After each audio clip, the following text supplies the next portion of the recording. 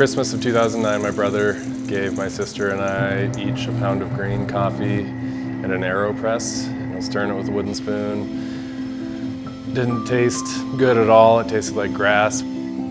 Tried roasting coffee again, kind of nailed it on the AeroPress, and my mind was blown that coffee could taste like that. I had no idea that it wasn't just this dark, bitter, burnt taste, and that it could actually have sweetness and body and nuance, and it could just be such a pleasurable experience.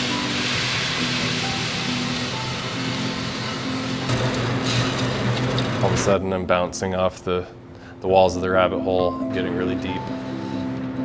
The idea is that you're using heavy heat at the beginning of your roast, lower heat at the end of your roast. You're trying to preserve the sugars, the carbohydrates, the acidity that's in the coffee, and roasting it to balance sweetness and acidity. Don't be gentle with the gas, you want to roast it. And that's where the skill is knowing if you're actually roasting it, if you're over roasting it, if you're under roasting it.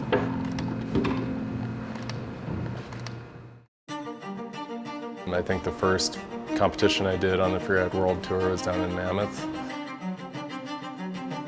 When the goal is that close, it's pretty inspiring and pretty motivating to really put in the effort, train hard. I remember getting there and the venue was just massive.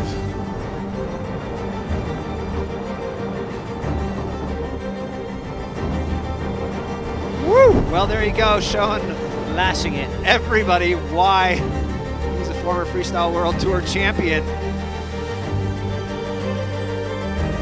Well, Backstrom, super smooth on his toes. Our 2013 men's snowboard Freeride World Tour champion is Ralph Backstrom. Don't want to jinx him, but I always say he's such a solid rider. He stays on his feet. He is go big or go home.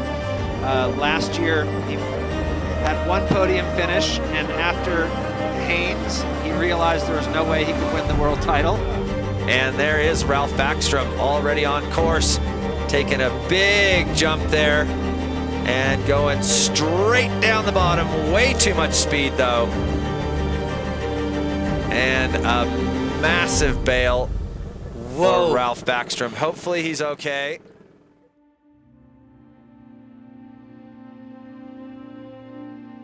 I would say that my brother passing away was probably the biggest moment where I realized that what we were doing was really, really dangerous. He died in a skiing accident in Peru.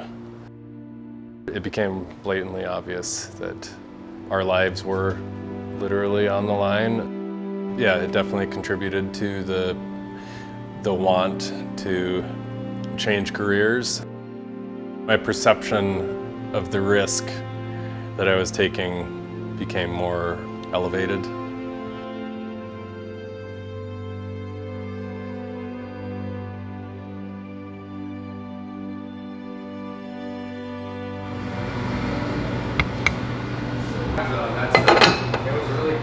I mean, I'd say that this coffee stage for me is my crest. I love what I'm doing, and the area that I'm doing it in allows me to grow back into the outdoors and kind of have a new appreciation for it.